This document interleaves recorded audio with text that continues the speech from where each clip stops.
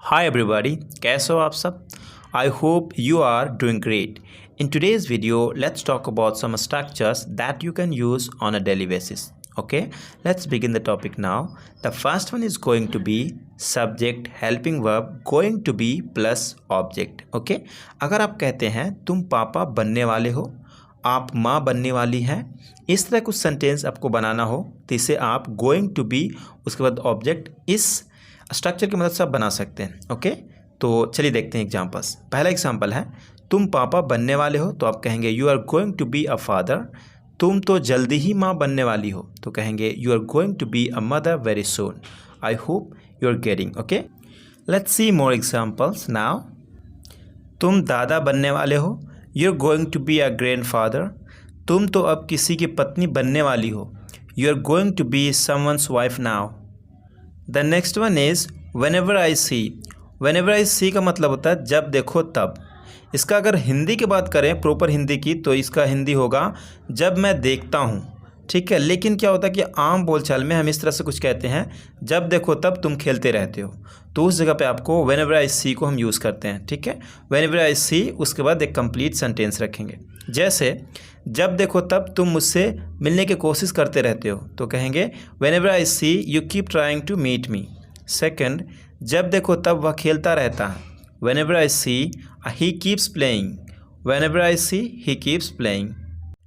जब देखो तब तुम शिकायत करती रहती हो, whenever I see you keep complaining. जब देखो तब वह सोचता रहता है, whenever I see he keeps thinking. The next topic is going to be subject have has, उसके बाद बिकम, उसके बाद ऑब्जेक्ट।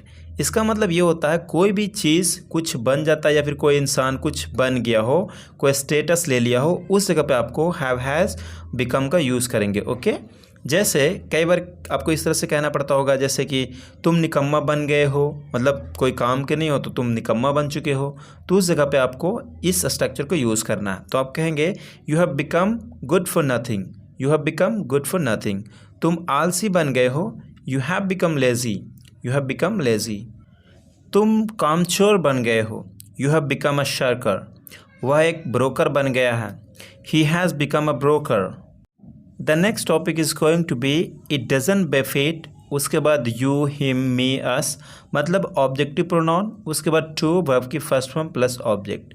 आपको इस तरह से कहना पड़ता होगा, जैसे मुझे वहाँ जाना शोभा नहीं देता, उसको यहाँ आना शोभा नहीं देता, उस जगह पे आपको बेफेट यू का यूज़ करेंगे। ये बेफेट होता, बेफिट नहीं। ओके, इसे आप बेफेट कहेंगे। जैसे इट डजंट बेफिट, उसके बाद जो भी ऑब्जेक्टिव प्रोनाउन होगा उसे रखेंगे टू वर्ब की फर्स्ट फॉर्म प्लस ऑब्जेक्ट। जैसे मुझे वहाँ जाना शोभा नहीं देता, तो कहेंगे it doesn't befit me to go there.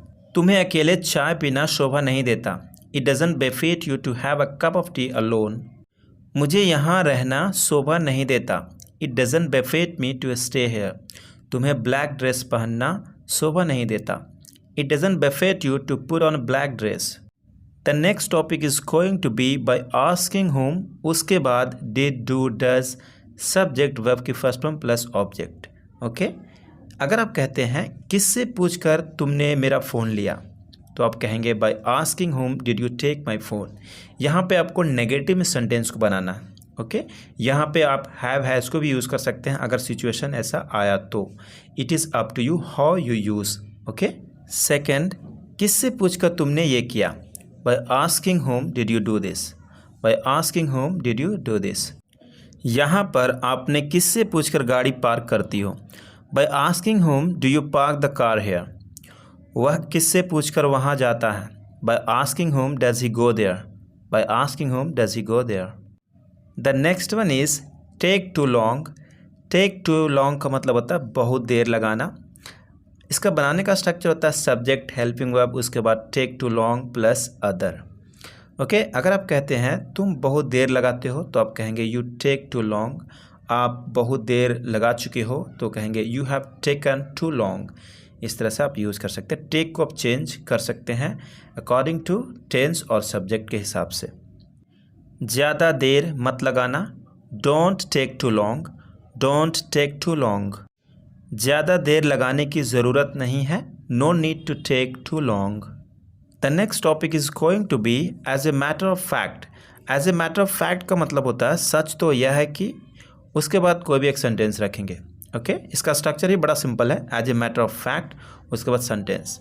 क्या होता है कि हम इस तरह से कुछ कहते हैं, जैसे सच तो यह है कि तुम एक चोर हो, मतलब चोर, वो कह रहा है कि मैं चोर नहीं हूँ, लेकिन सच्चाई सामने आ गया है और हमने देखा है, कुछ ना कुछ हमारे पास प्रूफ है, उस बिहाफ हम उसे कह रहे हैं सच तो ये है कि तुम चोर हो, है ना। सच तो ये है कि मैं तुम्हें नहीं जाने दे सकता। उस सिचुएशन जब आता है उस जगह पे आपको as a matter of fact को यूज़ करना चाहिए। ऑलराइट, तो पहला एग्जांपल यहाँ पे है, सच तो यह है कि मैं तुम्हें जाने नहीं दे सकता, तो आप कहेंगे as a matter of fact I can't let you go.